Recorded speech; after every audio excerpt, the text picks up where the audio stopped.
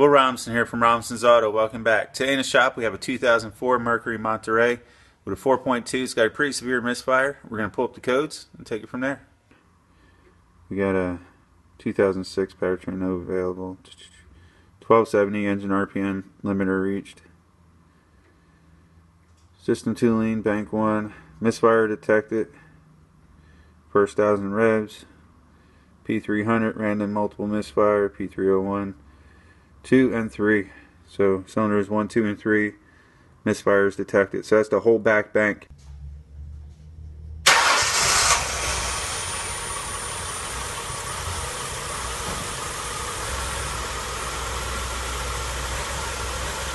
It's pretty obvious. You can hear, you can feel, you can see the misfire. See how the engine's stumbling.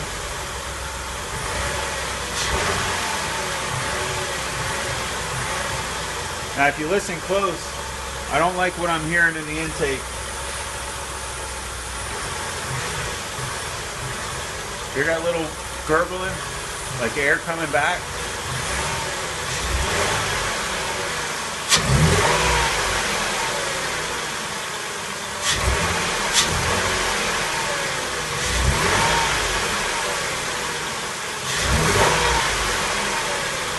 I have a feeling the damage to cat. Whatever the misfire is, was so severe and driven too long. The thing that sucks the most is that it's the back bank. This whole cowl's got to come apart in order to even get to it. We're going to take a look from underneath, see if we see anything obvious just by looking up. I can almost guarantee you that cat is damaged. Alright, I got the vehicle jacked up, placed on jack stands. I'm going to crawl underneath it real quick. This vehicle isn't very user friendly, so I'm going to look up from the bottom, see if I see anything obvious. And if I find something, I'll point you up at it. Alright, I'm going to try to get you guys up in there. I know this isn't going to be very easy, but I do notice something that's pretty alarming. You take a look at the number 3 spark plug wire. There's a heat shield right there. I'm not sure if you can see it, but you can see white arc tracing where it's been arcing onto the heat shield. I'm wondering if that's what was creating the misfire. I can almost lean towards that pretty heavily as the cause. I'm going to take and push that wire up out and see if we can see anything clear. Alright, now I got the wire pushed up. You can see that arc tracing a little bit better. And that was probably one of the causes of a misfire. Hopefully it didn't damage the coil as well.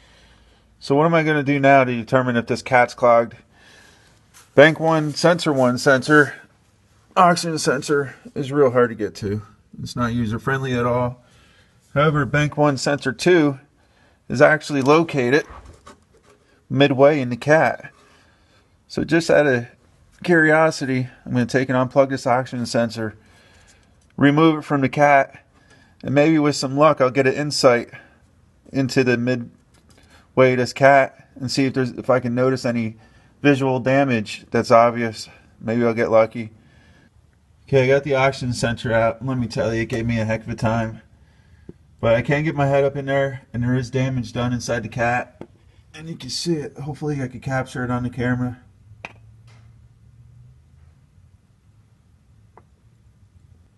You can see how the catalyst came apart. Hopefully the camera's capturing it. I'm almost betting it's probably plugging up the back pipe. I can't see in there, but this is where a scope would come in handy. I'm going to try to start it up with the oxygen sensor removed. Maybe it'll relieve enough back pressure to see if the misfire went away. I don't know if we're going to capture anything cool, but I figured I'd leave you guys down here while I start it.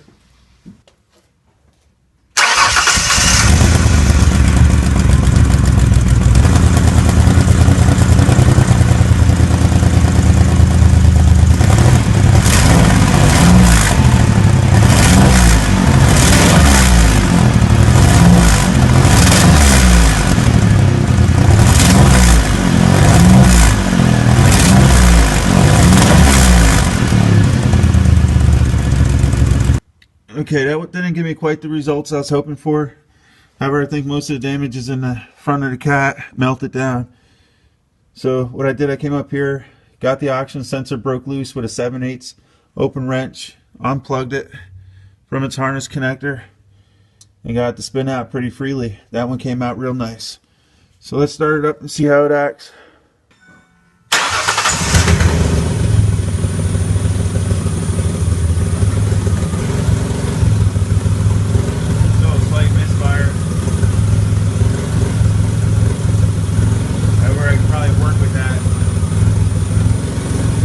It's running a lot smoother. The engine's breathing.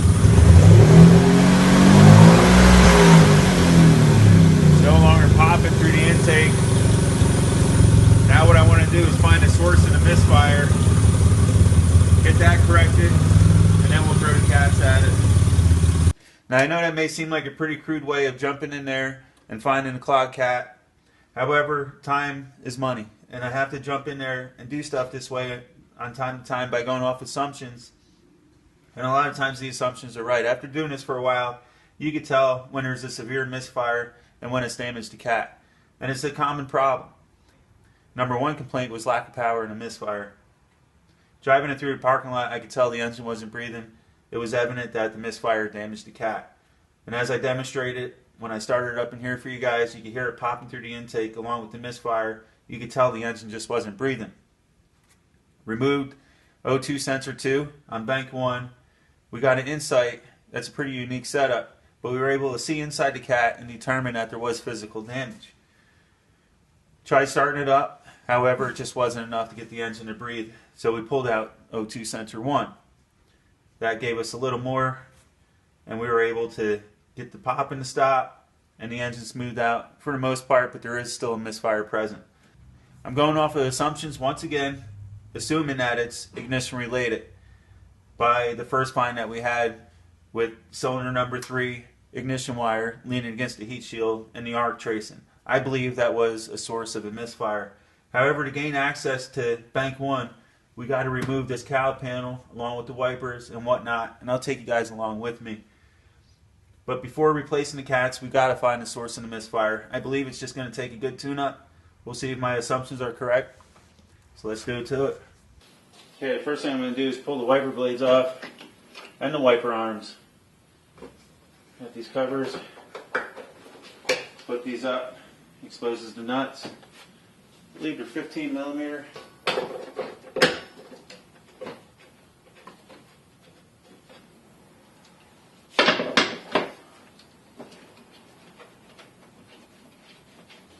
Just take and lean it up and push it down. And pull up.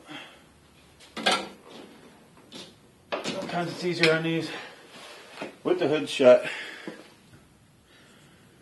Next we're going to take and remove these Phillips retaining screws. I think there's 4 of them. Okay, I got all 4 of the retaining screws removed. Just pop this up out.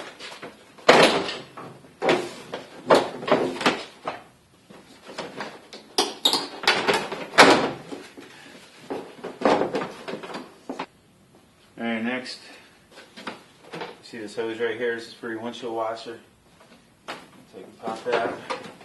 Pull this hose up. Right here. I believe it's best to push out this way.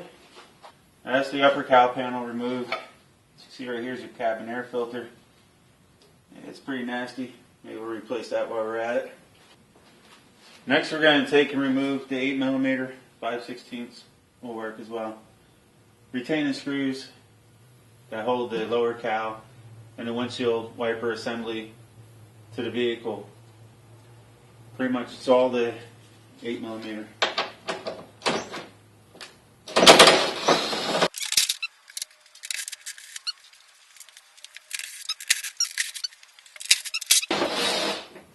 Nine. Have I missed any?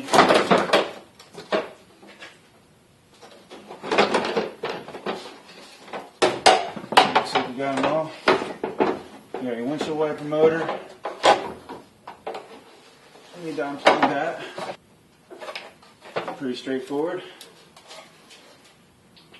Alright, I did just find something a little disheartening. I took and I pulled this little ductwork out. Pop. This comes right out nice and easy. As you see there, some crimp connections going to the coil pack. So you must have problems with the harness. I've heard this being an issue in the past. However, come on, really? Is that the way you're going to resolve it? By putting crimp connections on? Solder, guys. Whenever you got to do a repair like this, take the time, use shrink wrap, heat shrink, and solder. Do it right the first time, because we could have an intermittent connection here. I'm going to take and start it up and wiggle these wires and see if it straightens up at all.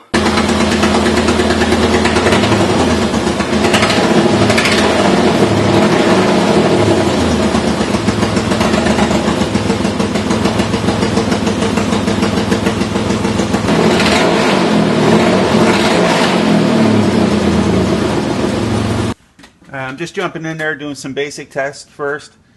This one's a pretty high priority to get done as quick as possible. So I'm checking spark on the number 1 cylinder.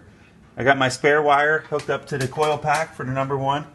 We're going to start it up, see what kind of spark we have. I believe these are all landed pretty good. I checked them. However, I want to get to the source of the problem before repairing that harness. This air gap is set to around 10. On a 4 coil pack, according to the specs on this OEM spark checker, I should be able to go up to like 20 to 28. However, this is a lot tighter than I have to be. Should have no problem jumping that gap.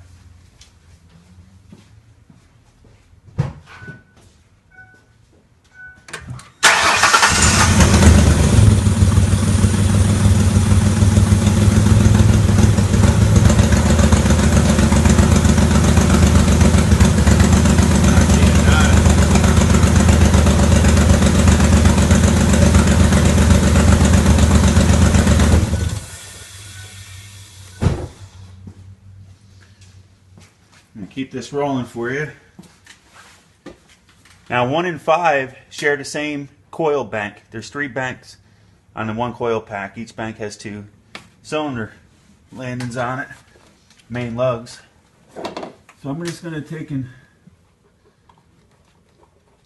unhook my wire, hook number 1 back up. I'm going to pull the spark plug wire for number 5.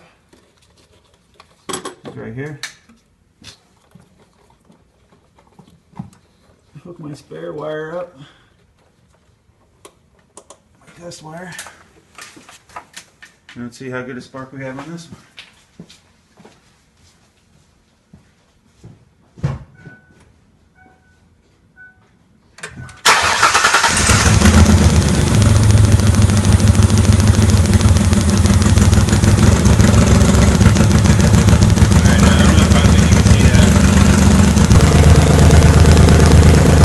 Alright, with seeing that, I'm leaning pretty heavily towards the coil pack being a problem. Like I said, there's 3 banks of 2. And the first set of 2 lugs on the coil pack is cylinder 1 and 5, and they share the same coil per se. So they're firing at the same time using the same control. So I should see close to the same results. And I'm not. So that's leaning me towards the coil more so than the wire harness, since we're using the same control wire. Pretty much seen enough with that test, therefore I'm going to take and throw a coil at it. It's a little tight to get you back in there, so what I'm going to do is show you the new coil pack. And it's mounted on the back of the engine towards the top, just like this. So you're going to have 2 retaining bolts here, and 1 retaining bolt on this side, and your harness connection. And then keep track of where you pull the ignition wires off of. Like I mentioned before, it's real tight back there, so we're going to take and unhook the harness. Got a little push-in clip right here. Push that in, pull it up. I can't wait to fix that. Cylinders 5, 6, and 4, or 4, 6, and 5, depending on what side you're looking at it. So if you're coming from the driver's side, top of the coil pack is 4, 6, and 5, and it's in this loom, just the way we have to land it. So I'm not too worried about getting them in the right position. Just getting them out of the way.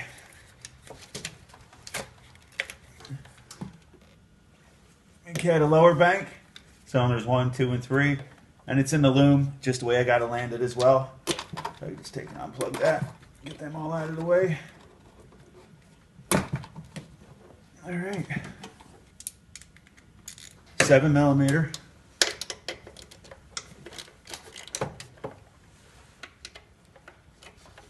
We got 2 on the driver's side. 2 retaining bolts on the driver's side. Now we're going to do a complete tune-up on this as well. Once I get the spark issue resolved. Because you never know what caused that coil pack to go bad. So I try to take all the precautions I can.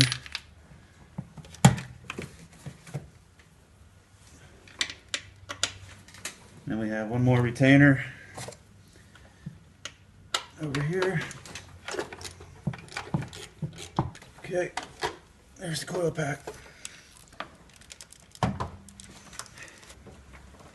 Now, let's install the new one. Just reverse the same procedure.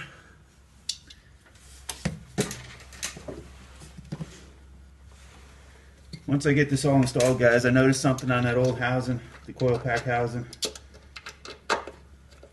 Looks like it's cracked. That'll allow moisture in.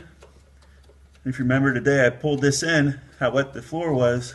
I don't know if it picked up on camera, but it was raining pretty heavily that day.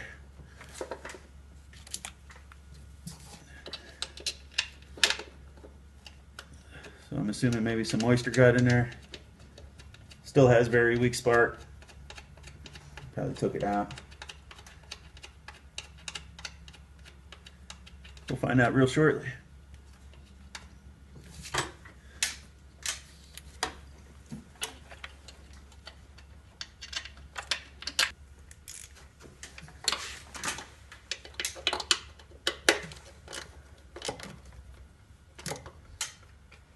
Right.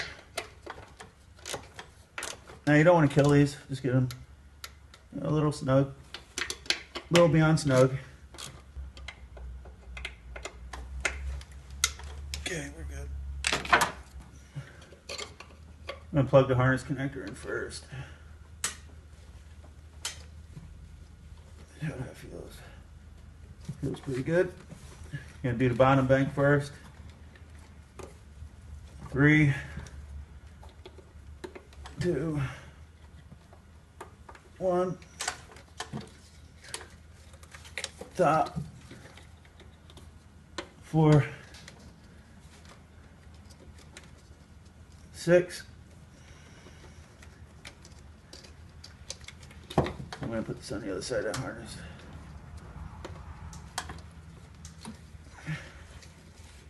And 5. So out of curiosity, we'll do a spark check just as a comparison.